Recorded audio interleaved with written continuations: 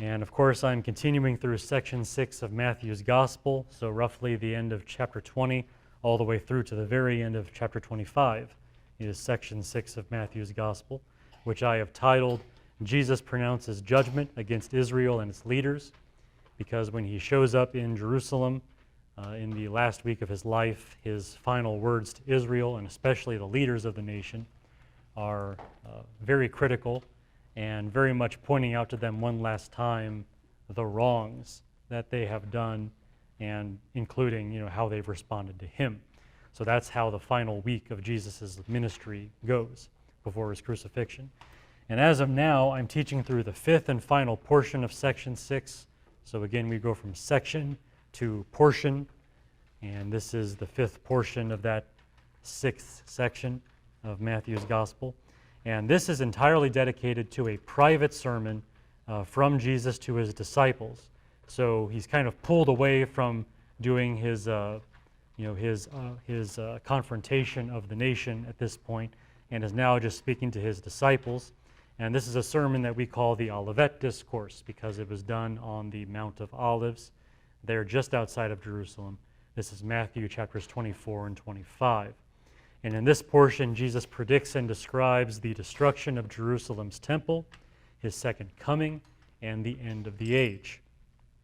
So he very much moves from that time in history all the way to the end of the age, and the major points of things that are going to happen and what that time in history is going to be like, especially for his people. And right now, we're ready to consider what Christ has called the Great Tribulation of Judea, which, if you're looking on the handout I gave you, this is the fourth major passage on the Olivet Discourse handout that I gave you. So the Great Tribulation of Judea, let's read that passage. This is Matthew 24, verses 15 through 21. So here's what he says at this point in his sermon. Therefore, when you see the abomination of desolation, which was spoken of through Daniel the prophet, standing in the holy place, let the reader understand, then those who are in Judea must flee to the mountains. Whoever is on the housetop must not go down to get the things that are in his house. Whoever is in the field must not turn back to get his cloak. But woe to those who are pregnant and to those who are nursing babies in those days. But pray that your flight will not be in the winter or on a Sabbath. For then there will be a great tribulation, such as has not occurred since the beginning of the world until now, nor ever will. Now, my sermon today, based on this passage, is called Romans and Rebels, kind of fitting based on the lesson that Adam just reviewed for us just a few minutes ago. Romans and Rebels is how I've summarized this and how I've titled this sermon. And I have said this in the past, of course, but I believe that this great tribulation for the land of Judea is the time of the great Jewish revolt against the Roman Empire. That's the older name for that particular rebellion, the Great Jewish Revolt. It is now more often called the First Jewish-Roman War, but whatever. Great Jewish Revolt kind of has more of a ring to it, maybe. And in my next several sermons, I'm going to do exactly what you have probably expected me to do, and that is I want to argue for that interpretation of this passage, that verses 15 through 21 are primarily concerned with the time of the Great Jewish Revolt against the Roman Empire, which would have happened several decades after the crucifixion and resurrection of Jesus. Now, I can't do any of that, however, without giving you a bit of a history of the Great Jewish Revolt, because overall, you may have the idea in your head that this happened, but you don't know any of the details, probably. Some of you, I think, do, but for the most part, unless you've really dived into it, you probably don't. It's not normal teaching in history curriculum in school and all that. So we want to spend some time just telling you what the Great Jewish Revolt is. And then from there, we can work to showing you how the details of what Jesus says here actually match those things.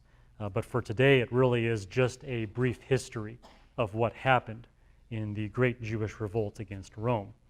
Now, I've divided this into 7 headings, and these give you, again, roughly a brief history of the revolt, And of course, they're in chronological order for the most part. But first, the thing I want to do is I want to introduce you to our primary source for the Great Jewish Revolt. There's one historian who has written more than anyone else about it, and that is the Jewish historian Josephus. So we'll talk a little bit about him. And then secondly, I'll describe how the Great Jewish Revolt began. So a very fitting place to begin when talking about a historical event, begin at the beginning, right? And then thirdly, I'll recount a failed attempt by the Romans to take Jerusalem. So the first major Roman action of the war, ending in complete disaster for them. Then fourthly, I'll detail the 5 major factions among the Jewish rebels. By no means was this revolt a united revolt. It was in fact a very divided revolt, and we'll see the implications of that when we get there. And then fifth, I'll describe the second successful Roman siege of Jerusalem, which really is the centerpiece of the Great Jewish Revolt, and really what is perhaps most prominent in the entire time period. And then sixth, I'll recount the aftermath of the siege of Jerusalem, what happened after the Romans successfully took the city of Jerusalem and put down, for the most part, put down the rebellion. And then finally, seventh heading, I'll detail the last action of the Great Jewish Revolt at Masada. If there's any other part of the Jewish revolt that you've probably heard about before, it's probably what happened at Masada, but I'll talk about that in some detail at the very end. Now, although I will never apologize for today's sermon, I will concede 2 points here at the very beginning and make this concession to you. I suspect that today's sermon might be a little bit disagreeable. First of all, simply because it's history, and not many people actually enjoy history. This is a lot of people kind of groaned through their history classes in school and found it somewhat difficult to stay on top of things. So, here we are converting, our church meeting into a bit of a history lecture at this point. But secondly, the sermon may be disagreeable to you because nothing great actually happens in the Great Jewish Revolt. It is overall a very, very sad story, a very depressing story. And in a later sermon, I will show you just how grim it all very, very much was. But this whole thing today is kind of a downer because of the way things go. But that said, I don't apologize for doing this particular sermon. I'm doing this because I do think it's necessary for understanding what Jesus has said at this part of the Olivet Discourse. And everything I'm going to say today has at least some potential value in making sense of what Jesus has said here and why we should view the Great Jewish Revolt as the fulfillment of what Jesus says in verses 15 through 21 of Matthew 24. So all this has a purpose, even though we might be a little bit disagreeable to do things this way. Nonetheless, I do think it's necessary, and so I'm going to go ahead and do it. So let's begin at the source, our primary source for these matters of the Great Jewish Revolt. And that, of course, is a Jewish historian that I have mentioned several times, who I mention often when talking about Scripture and especially the time of the Gospels, Josephus, a guy named Josephus. Now, before Josephus was Josephus, he was simply Joseph, or Yosef, to give a more Hebrew pronunciation of his name. He was a Jew born and raised in the land of Israel, so very much a local to these things, a native-born son of the Jewish people. So Joseph was born in about the year 37, give or take. This would be in the years following the death and the resurrection of Jesus, so you might say he's the generation after Jesus, after these things. And he was born the son of a Jewish priest, but also had a mother who was descended from the Hasmonean kings. Now, if you don't know who they are, those were the kings that ruled Israel during the time, just before the Romans took over, when they were actually an independent nation again for a brief period of time. So the Hasmonean kings, the Maccabees, you might hear them more called more often. So Josephus comes from, pretty noble stock, if you want to put it that way. His father's a priest. His mother is descended from these Hasmonean kings that were ruling Israel in an earlier time period. Now, Josephus grew up, and he became a Pharisee. So he's adding that to his list of things. So you think about these guys you often encounter in the Gospels. Josephus, or Joseph rather, as he was at this time, became one of those guys, and he developed some reputation as a scholar as well. So he has a lot of feathers in his cap, so to speak. You know, he's the son of a priest, he's descended from royalty, he's a Pharisee, he's a scholar. He's got a lot of stuff going for him. Now, Josephus grew up at a time when Jewish relations with Rome were quickly going sour. They were never really great, but for all of his life, basically, they were just getting worse and worse and worse as time went on. So he grew up in that kind of setting. And when the Great Jewish Revolt started, this Joseph was made actually a commander of the rebel forces in Galilee. So the Jews basically divided up their territory and put people over each of the regions to command forces. And Joseph was made basically a general of the region that we call Galilee. So he's pretty high ranking. He's in command of that whole part of Israel during the war. Now eventually the Romans gained the upper hand in Galilee and captured Joseph with his men. So now he is a prisoner, in the hands of the Romans. And at that time, Joseph made a decision which would bring him both everlasting shame and fame all at once. He decided to switch sides.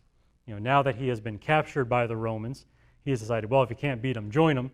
And now he basically throws in all of his efforts to helping out the Romans for the duration of the war. And it's at that time that Joseph truly became Josephus, adding the Latin prefix to his name, so to speak. And he was a constant companion and confidant, first of the Roman general Vespasian, who was over the Roman forces there, and then later of Vespasian's son, a guy named Titus. And for the rest of the war, he's basically in the inner circle of those two generals and very, very instrumental. When you think about it, this guy brought all of his military secrets with him when he switched sides. So he's pretty important to the Romans as well. Now, whatever we think of Josephus as a person and the decisions he made, his role as a historian is absolutely priceless for the Great Jewish Revolt and for a lot of other things as well, but especially for this time in Israel's history. For any reliable history, you want somebody who can see those events from both sides and write about them with sympathy for both sides. You want a guy who can go in there and say, I see what you're saying, I see what you're saying, here's how we're going to write it and present this for future generations in a way that's balanced and fair. And as for Josephus, he can do that. He fought for both sides of the Great Jewish Revolt at one time or another as a high-ranking member of both forces, whether as a general over the Jewish rebels in Galilee or as a close confidant of the Roman generals that were taken over. He was in both circles. The guy had a lot of information and was very high up in both causes. So he can also not only have that information, he can assess that information with the big picture. He doesn't get lost in just his side of things because in some respect he has no side. He switched sides. He's very opportunistic like that, but it gives him the ability to see everything, to know all of this, and assess it from both perspectives, both as a Jewish freedom fighter, but also as a Roman lackey. So either way, he comes at this with a perspective that is useful.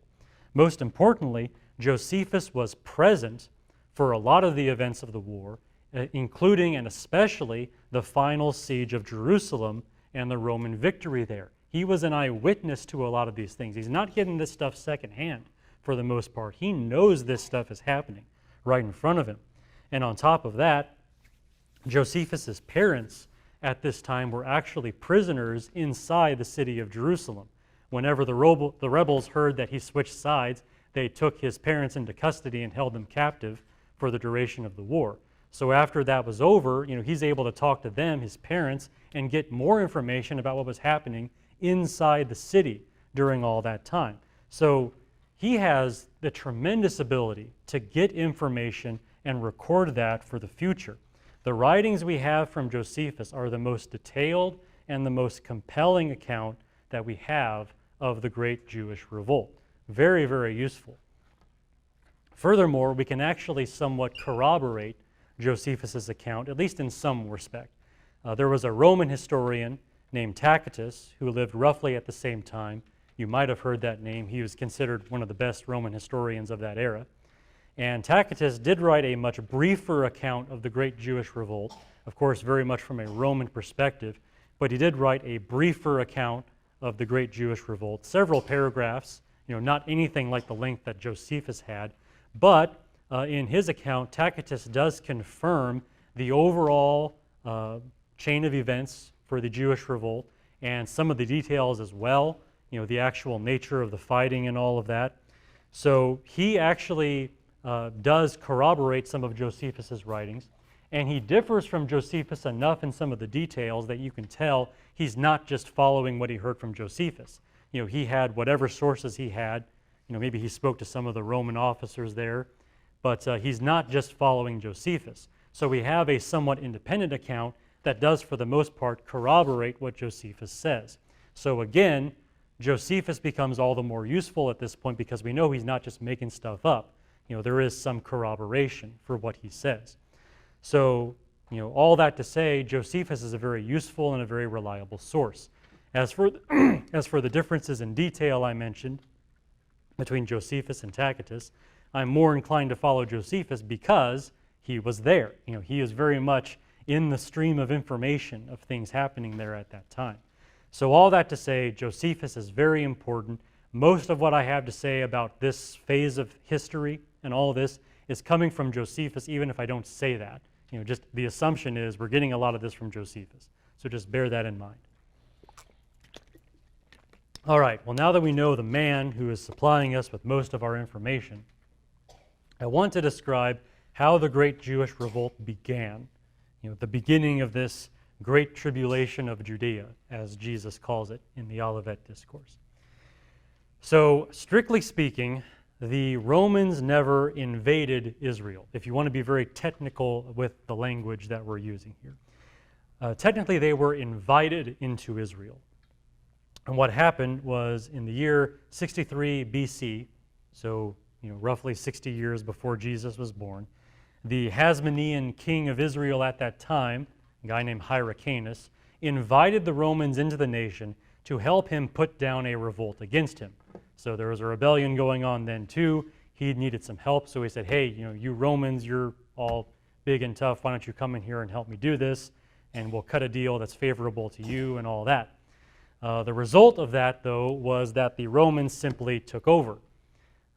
You don't invite imperialists into your nation. It's maybe a good rule of thumb to follow for if you ever find yourself in such a position. Never do that. Never just invite these conquerors into your nation because they will take over, and the Romans did. They didn't have to invade, they were invited, but once they were there, they just took over. Now, first impressions last a lifetime, and that goes for international relations as well. And so the relationship between the Romans and the Jews was never very good. I mean, the Jews view these people, these are the guys that we invited them in here in trust, and now they're just taking over, and they're making all this trouble, they're doing all this stuff. It's not good. So the Jews didn't really appreciate the Roman presence for the most part. Of course, there are always people that will go along with the people in power, but the Jews, for the most part, very much resented Roman occupation of their country. The situation did, however, become increasingly worse with time. So it started out bad, and then got worse, and then got a lot worse, and then just completely fell to pieces altogether. Now, the fairest assessment is that the Roman taxes and oppression coming against the religion and the stubbornness of the Jews led to an ever-increasing culture of violence. The Romans brought, their Romanness to the whole equation, but the Jews were a pretty stubborn people, and of course they had a religion that set them apart from everybody else in the world, and their faithfulness to God required them to be a certain way, and they couldn't just go along with everything the Romans were doing, so naturally it's going to lead to violence at some point. This violence comes first from bandits, then from assassins, then riots, then bands of marauders, finally leading to armies who are properly organized for revolt. It just kind of starts small and gets bigger and bigger and bigger. The violence just gets more violent as time goes on and more people are involved in it. Now, in that kind of situation, it's hard to place an exact year or an exact event when the revolt began because some Jews were always in revolt in this time period.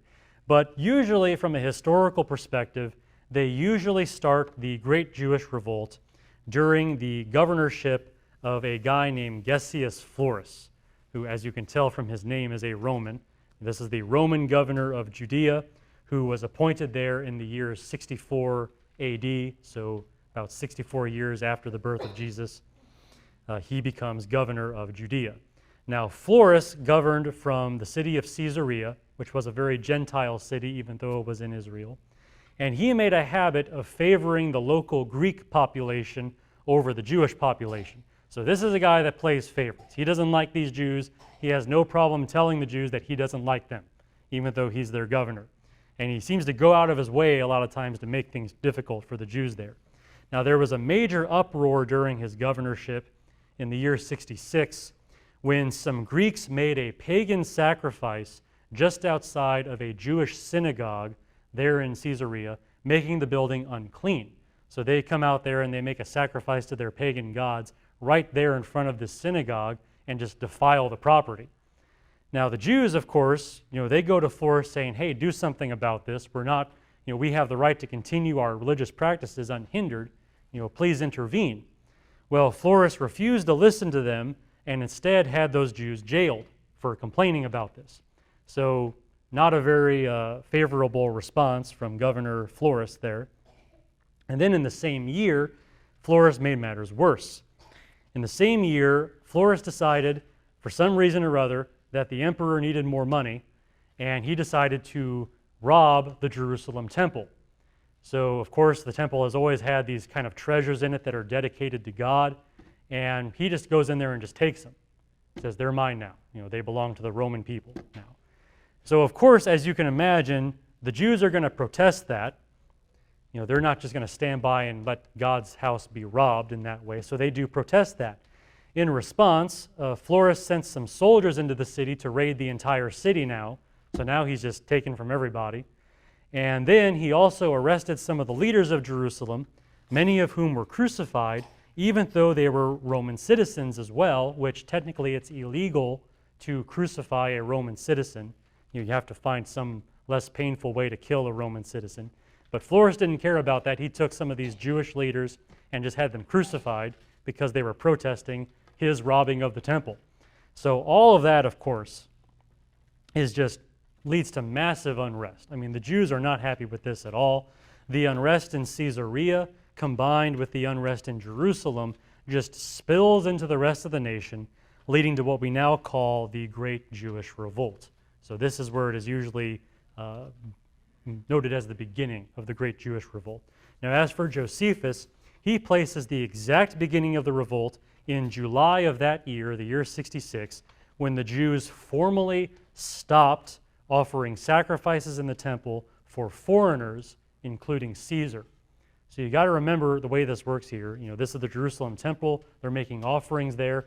Throughout most of history, whenever one nation conquers another, they're fine with those people continuing their religious practices as long as they are in some way doing them for the conquering power. So it's like, hey, you can keep your temple, you can keep worshiping your gods, just offer sacrifices on my behalf to your God so that my kingdom will prosper.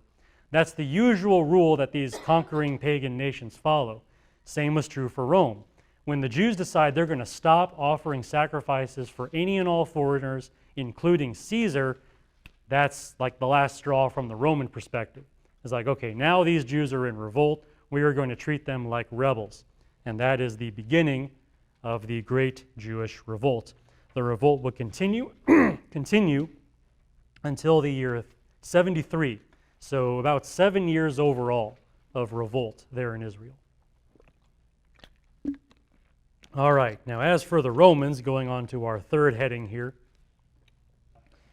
they decide, of course, to commit their first major action of putting down this revolt. They did this as early as they possibly could, and it was an attempt just to take the city of Jerusalem immediately. They tried to cut off the head of the rebellion at the very get-go. So immediately after Jerusalem revolted, a Roman senator and general named Cestius Gallus led an army from Syria into Judea in the attempt to restore order. He was kind of the the closest person with the biggest army that could do something. So he decided he's going to go in there, put down this rebellion. So the year is still the year 66. This is all in that first year. Now at first, Gallus did pretty well. He actually managed not only to surround Jerusalem, but he actually managed to get into Jerusalem as well. His troops got in. They got past the city walls and all of that. So it looks like it's going really well. But the people in Jerusalem were able to rally, and they pushed Gallus out of the city. They got in there, but they weren't there for very long. They managed to psych themselves up, and they pushed him out of there. Now that failed siege led to the rise of the first notable leader among the Jewish rebels. This is a man named Simon Bar Giora. I'm going to refer to a lot of these names throughout this because I want to, kind of pin some of these deeds to particular people. So this guy's name is Simon Bar Giora, which means son of Giora. So Simon Bar Giora. Now his role in this, before Gallus had even reached the city of Jerusalem, this guy Simon and his men that were with him were just constantly attacking this Roman army as well as they could, making life difficult for them. And then when Gallus was finally pushed out and away from Jerusalem, Simon and his men chased them down while they're retreating, and they managed to kill 5,700 Romans that day, which, if you want to put this in perspective, that was 1/5 of Gallus's entire army. So 1 out of 5 of his men died at the hands of Simon Bar Giora and his men. So it was a great victory. I mean, it looked like it was going really well for the Romans, and then it just totally turned and became a slaughter for them. And they just hightailed it out of there as quickly as they could after things turned like that. Now, this defeat was crippling for the Romans, who would not be able to stage another major action in Judea until the following year. So for a whole year, the Roman war effort just collapses. I mean, they can't do anything. Their army was decimated, more than decimated to be exact, and they're just chased out of there. So they can't do anything for a good long while. Now, on the other side of the war, such a great early victory was very encouraging for the Jewish rebels. I mean, the first major battle of the revolution, and it went really, really well for them. So as you can imagine, this was, very much an exciting thing for the Jewish rebels. It was perhaps a bit too exciting, which brings me to my next heading and the next phase of the revolt and how that goes. So let's move into that. This is my fourth heading here in the middle of the sermon for today. The rebels felt so confident after their victory that they decided they had time to start fighting with each other, which is like the worst thing that can happen to any revolution, any rebellion possible, when they start to fracture against one another, and that is exactly what happened for the Jewish rebels here at this stage of the revolt. For the next few years, the Jewish revolt is mainly characterized by the different rebel factions warring among themselves. So the different groups of Jewish rebels just fighting each other, trying to undermine each other. Now, I'd like to describe 5 factions among the Jewish rebels, just to give you an idea of how fractured they were and what kinds of things they did against each other, and just tell you about all of that. So first, we have the moderates. And I'm kind of making up these names myself, except for a couple exceptions here. I just want to give them clear labels so you know who I'm talking about at any given point. So the first faction, these are the moderates. Now these moderate rebels, they would have been content to use their recent victory against the Romans, against Gallus's army. They would have been content to use that just to negotiate for a better condition under Roman rule. They were willing to allow Rome to still kind of have, charge over Israel, but they have some demands. They want those demands to be met. They want a little more freedom. They want less harassment. And they just want to use their recent victory to leverage that against the Romans and kind of negotiate for a better situation under Roman rule. Now, the moderates at first had the upper hand. They actually formed the provisional government. So the government of Israel that's going to kind of take over and rule things here at the beginning of the rebellion, in place of the Romans that they just kicked out. So the moderates at first are the guys in charge. That didn't last very long, however, because there's another faction, and I'm going to call this group, the second group here, the original Zealots. Now the main word here is zealots, so someone that has zeal. but I'm calling them the original Zealots for a reason, and you'll see why later. So these original Zealots, we call them that because of their zeal, and they had a greater desire for full independence from Rome.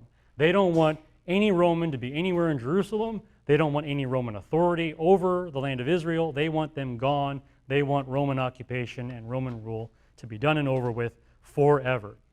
Now, most of these original Zealots had been robbers in the countryside until they came into Jerusalem and got organized.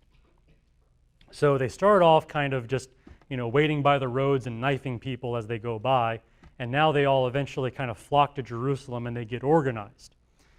And so that's where you get the Zealot Party, the original Zealot Party. So there's a second faction for you. Now, in order to get the upper hand against the moderates, the original Zealots are going to kind of bring in a third faction here, because that's what the original Zealots want to do. They don't like the moderate plan. They don't like what the provisional government is doing. They want a stronger response to these, these Roman persecutors. So they want to overthrow the moderates and get rid of them, but they can't overpower them on their own, so they're going to bring in some help from this third faction. These are the Idumeans. Now, if you don't know who the Idumeans are, you might know this other name, the nation of Edom, E-D-O-M. Maybe you've read about them from the Old Testament. It's like, okay, so the Idumeans are descendants of the nation of Edom, the people of Esau, the brother of Jacob.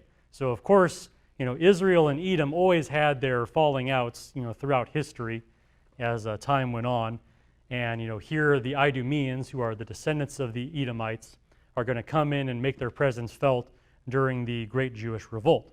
So, again, they're not Jews, but they're very much there in the region, and they're very much going to play a part in things to come.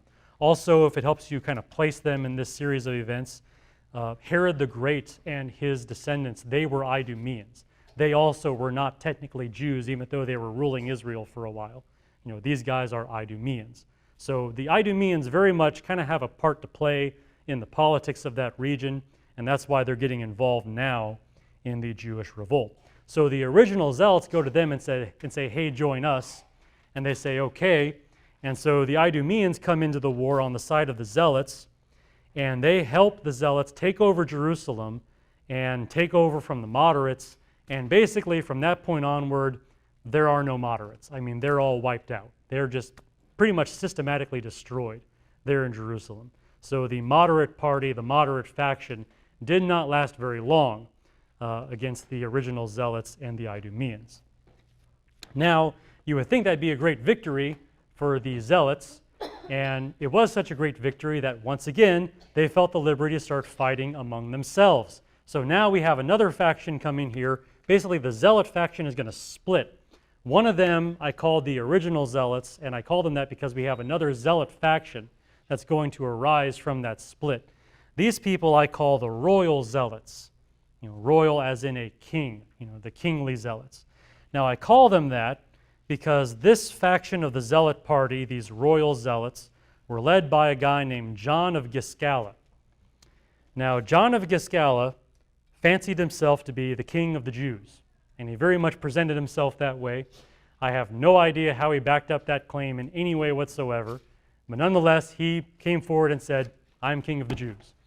And half the Zealot Party said, you're right, you are king of the Jews, and they followed him. Therefore, I call them the royal Zealots. The rest of the Zealot Party, they're like, no, you're not our king. I don't know who you think you are, but you're not our king. So these guys kind of kept doing what they were doing, and they followed another guy named Eleazar bar Simon. So Eleazar, the son of Simon. So now you've got kind of several leaders' names coming at you here in the middle of the Great Jewish Revolt. So now we have more factions, though. This is the fourth faction, the royal Zealots. So the moderates were wiped out.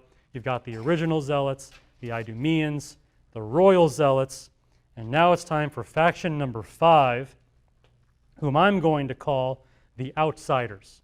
And I call them that for a reason, and you'll see why as the story progresses here.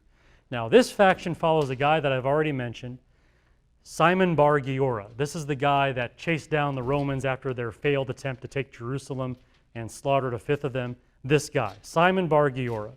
Now, Simon also wants to gain control of Jerusalem, but for some reason, the Zealots don't like him, And so they say, you can't come in here. You have no place in the city of Jerusalem. So they lock him and his men out. So Simon responds to that by taking up camp outside the city of Jerusalem. So that's why I call them the outsiders. They're kind of out there, at the edges of the city. And they respond, first of all, by besieging Jerusalem.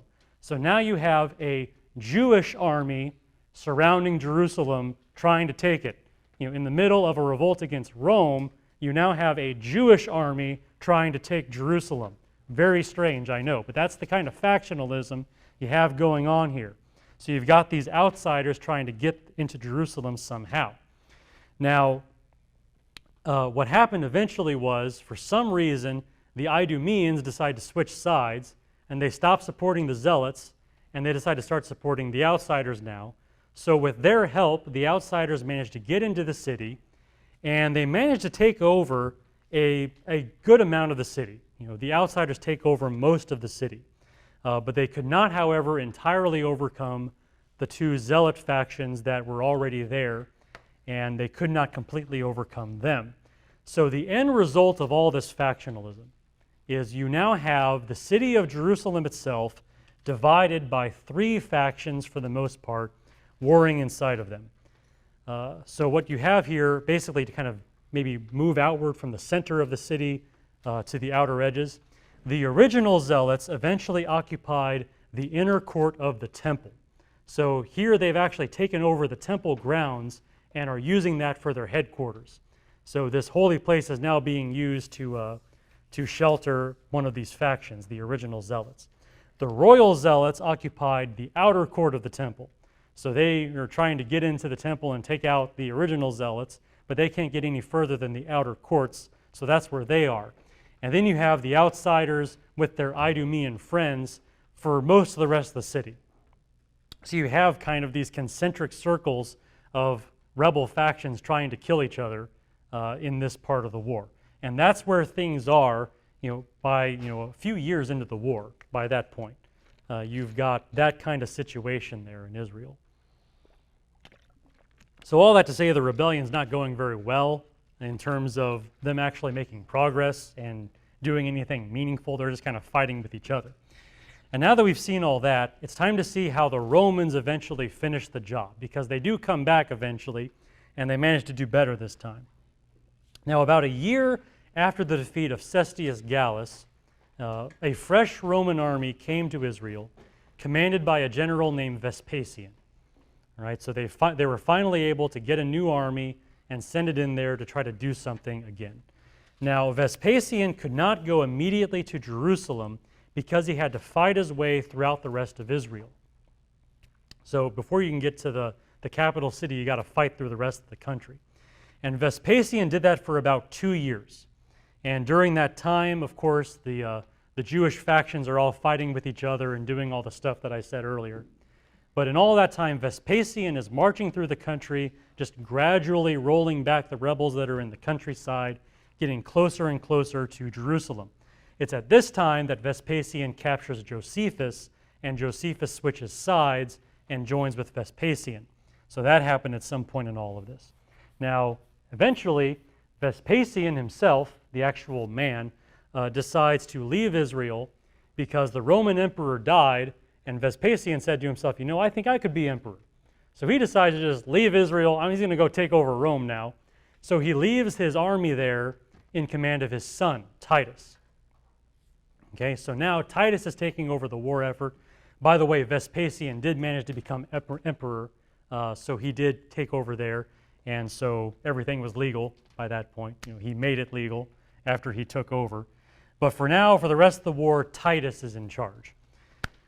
So Titus just kind of keeps doing what his father was doing, just fighting his way toward Jerusalem. He did that for several months before finally reaching Jerusalem. Now, Titus has the best timing of any general ever in history. And I'll tell you exactly why I say that. What happened was, by the time he reaches Jerusalem, it was Passover time. Now, Passover is one of the great festivals of the Jews when all the Jewish men are supposed to come to Jerusalem and offer sacrifices and do those kinds of things. And all of that continued during all of this chaos. There were a lot of pilgrims still going to Jerusalem at these times. So what happened was Passover comes, all these pilgrims come into Jerusalem, and that's when Titus shows up to besiege the city, meaning all those people are now shut up inside Jerusalem. 2.7 million people, according to Josephus. There are that many people now trapped inside of Jerusalem, surrounded by Titus's army. Now, as a result, nobody in the city has enough food. There would have been plenty of food originally, but now you've got all these people there, too many mouths to feed, and they're just trapped. They can't get out. And that's going to become a major problem for the rebels for the whole duration of the war. I mean, they just do not have enough food for all these people. And that suits Titus just fine. I mean, it just means he can starve out his enemy all the more quickly. And that's how a lot of the people died there in that city, just starvation. But that's a story for another time. So anyway, you got that happening. Also, I should point out that those Jewish factions in Jerusalem never really stopped waging war against each other. When the Romans finally showed up, they tried to work together. They made an honest effort to kind of bury the hatchet and start working together. But you can't just stop backstabbing each other and attacking each other. It doesn't work that way. And they kept doing those things. There are all kinds of times where Josephus mentions that, yeah, this faction betrayed this faction and they tried to assassinate this leader and all that kind of stuff. All that just kept on happening. And meanwhile, not only are the members of these factions killing each other, they're also doing a lot of harm to the citizens of Jerusalem. I mean, there are people there that are just trying to get by. They just want to survive this war. But the factions will come in and they'll steal their food. They'll torture them if they won't tell them where their food stash is hidden. They'll do this, they'll do that. I mean, there's just all kinds of stuff happening in Jerusalem at this time that is just heart-wrenching to read about. But that's how war is, and that's how this war especially is. So nothing is really going well there in Jerusalem. They can't even work together to deal with this Roman siege that's come upon them. So all of that is very bad. Now, Titus did not want to simply wait for the Jews to kill each other or starve to death, so he decided eventually to start breaking down the walls. And this is, of course, what you have to do when you're fighting a walled city. You got to get through those walls somehow. So he starts doing that.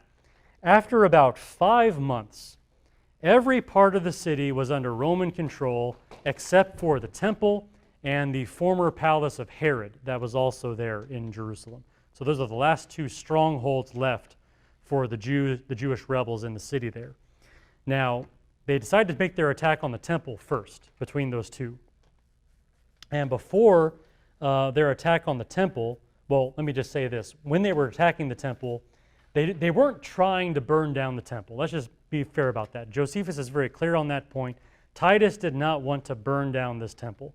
But in the course of the fighting, somebody started a fire.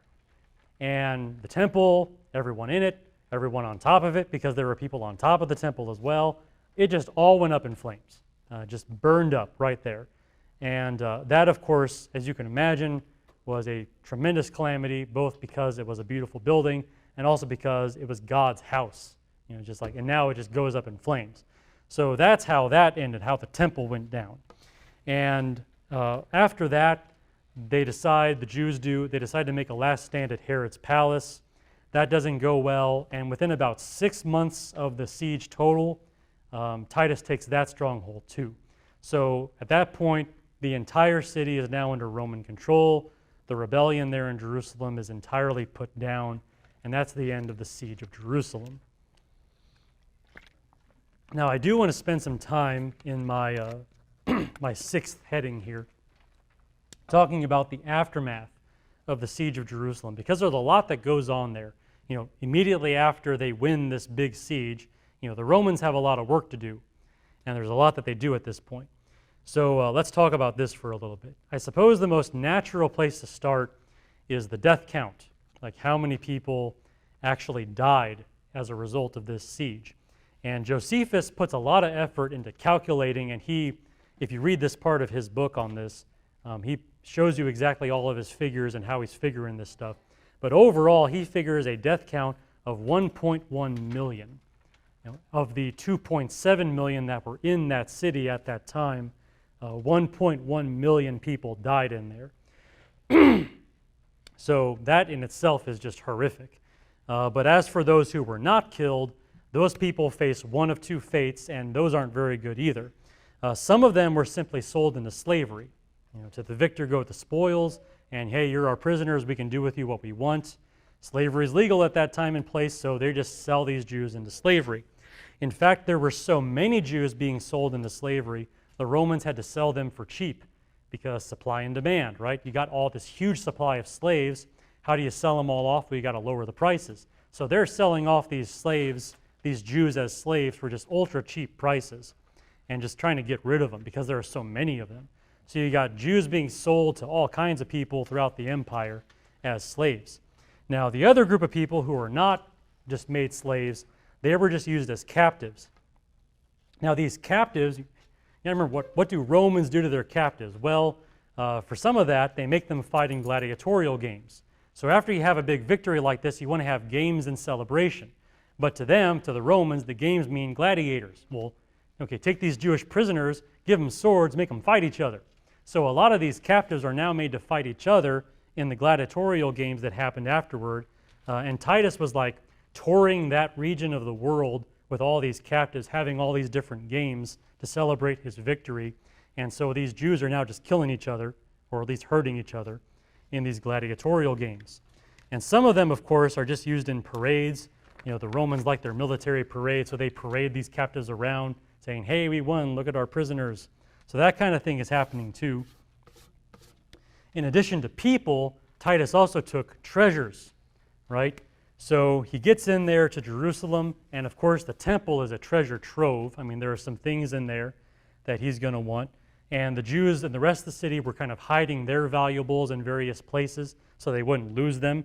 So the Romans spent a good amount of time just kind of digging around Jerusalem, just taking as much of the gold and the silver and the valuables as they can possibly find, just packing it all up. They're torturing Jews to figure out where their stuff is hidden. So there's all that kind of stuff happening at this time. So basically just looting, mass looting. And then after all of that, after they're done like plowing through the city trying to find stuff, they decide that they're going to level the city to the ground. They're going to just topple every single building that is left standing.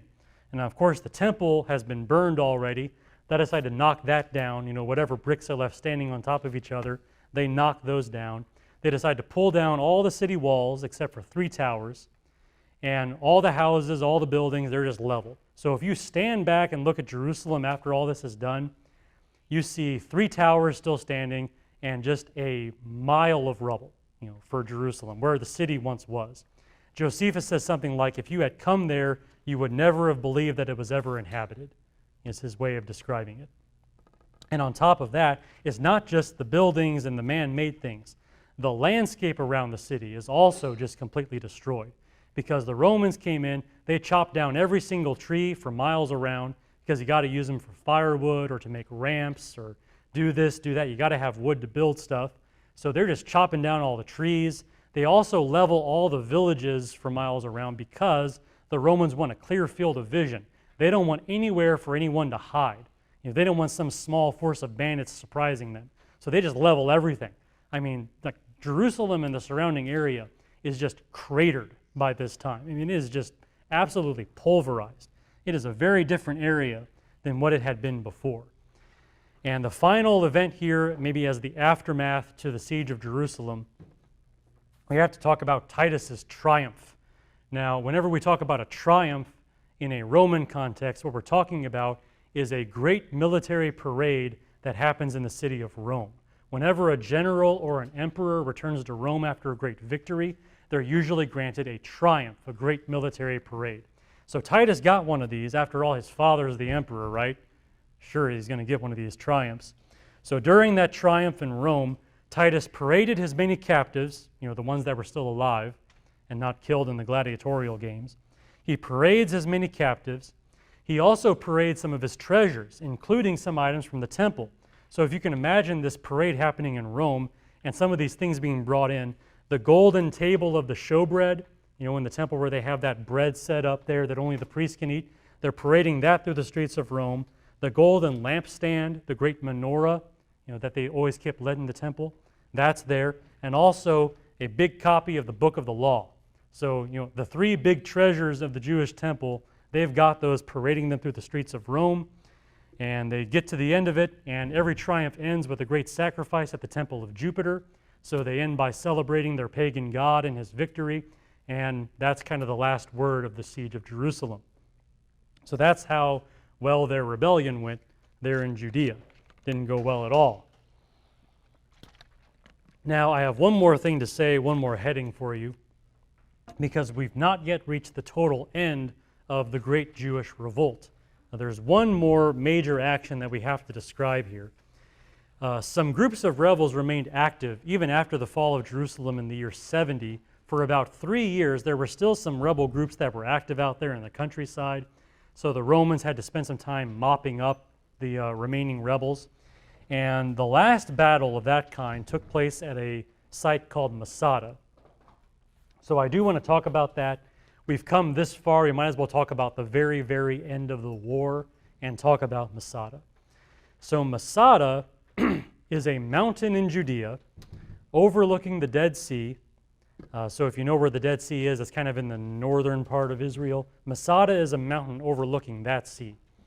Now this mountain is the site of a fortress and a palace. It was both a fortress and a palace, built by Herod the Great. Herod the Great was known for his big building projects, and the fortress at Masada and his palace there was one of these great building projects. And Masada, to be very frank about it, is the greatest possible fortress in the world. And I don't know how else to describe it besides that. Because when you think about what Masada was, I mean, if you're gonna hide in a place from another army, there's no better place than Masada. First of all, this mountain has very steep sides. Impossible for any army to climb. If you just go online and search Masada and put it on pictures, you'll see this mountain, and it's impressive. I mean, it's like a very straight up in the air mountain, very impressive. There's only like one little path you can take up there if there are stairs in place, right? So it's very steep. You can't just climb up there and take it. Secondly, the top of the mountain is flat. So it's basically a plateau, and there's fertile soil up there, which means you can grow food. Now, remember what happened in Jerusalem? They just ran out of food. Well, what if you can grow your own food right there in your fortress? That's amazing. You'll never run out of food. And of course, water falls from the sky as rain. I mean, you'll be supplied forever. You can hold out there forever. I mean, you can just hold out there. You'll never run out of food, never run out of water. Masada was a great fortress, so it makes sense that it was the place for the last stand to happen of the Jewish revolt. And a band of rebels there, these were actually some surviving zealots, they actually took up refuge there as the last operating band of rebels there in Israel. Now you get to about the year 72, the Romans decided it was finally time to deal with Masada. They saved this for last because they knew it would be really, really hard to take the fortress at Masada. So they decided to finally get around to it at the very end of the war. Now to accomplish this, to actually take Masada, the Romans decided to construct what may have been the longest, tallest ramp in the history of the world. I can't imagine any ramp being bigger than the ramp they built at Masada. So for several months, the Romans just spent their time piling dirt against the side of the mountain. That's all they did for several months. And of course, it wasn't them doing it. They have captives for that. They have Jewish captives still left over from Jerusalem that they're going to use to, dig up all this dirt and take it to the mountain and dump it by the side and go back and get more. For months at a time, they did this, just building this giant ramp. By the time the ramp was finished, it was 375 feet high. Now, if you have a hard time imagining that, that is taller than the Statue of Liberty. So if you imagine the Statue of Liberty, that much dirt piled up that high. Also, the ramp was 2,000 feet long, which is nearly 7 football fields. So just imagine the size and the scope of this.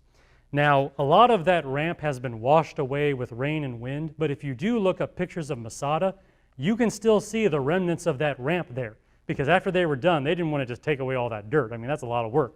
Just leave it there. Who cares? But that part of that ramp is still there, but it was much, much bigger when they first built it. So now that they have their ramp in place, they're ready to just march up there and overwhelm the defenders and take Masada. But the Romans were about to be cheated out of their glory. This whole final battle that they have in mind here wasn't actually going to happen. See, the Romans, while they were busy building their ramp, the rebels knew that they had no way of winning the battle that was coming. They knew that once that ramp was finished, it's over. There's no way we're going to win after this. So the rebels decided on a very grim plan. And I'm just going to tell you exactly as it was relayed to us by the very few survivors that were there. So first, here's their plan. Each man would kill his entire family. So the women and the children that are up there, they're going to be killed. All the men are going to kill his family members. Secondly, after that, they're going to burn down all the buildings so the Romans don't get anything for their trouble. They're going to burn down all the buildings. I think they left one building with their food store just to say to the Romans, hey, we had plenty of food left. We could have made it if you guys hadn't built that ramp.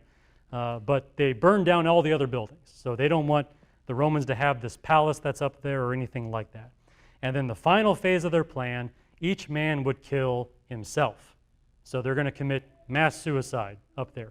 They're going to kill the women and the children, burn down all the buildings, kill themselves before the Romans actually get up there.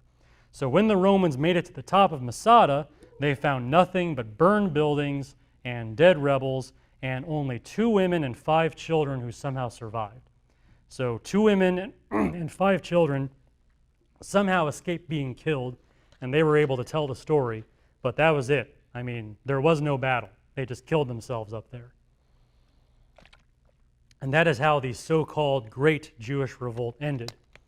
And that is the end of the Great Tribulation of Judea, as Jesus describes it. Now, this history lesson today about these Romans and these rebels has a part to play in my next few sermons. We're spending a lot of time on this passage. Christ mentions, of course, this great tribulation coming upon Judea, which is Jerusalem and the surrounding area in southern Israel. That's what Judea is. It's Jerusalem and the surrounding area. Now, as I've said in the past, I believe that great tribulation in the land of Judea is this time of the great Jewish revolt against the Roman Empire. Maybe you've got a taste of that already from what I've said today, but there's plenty more to say than what I've said already. So we have a lot more time to spend on this.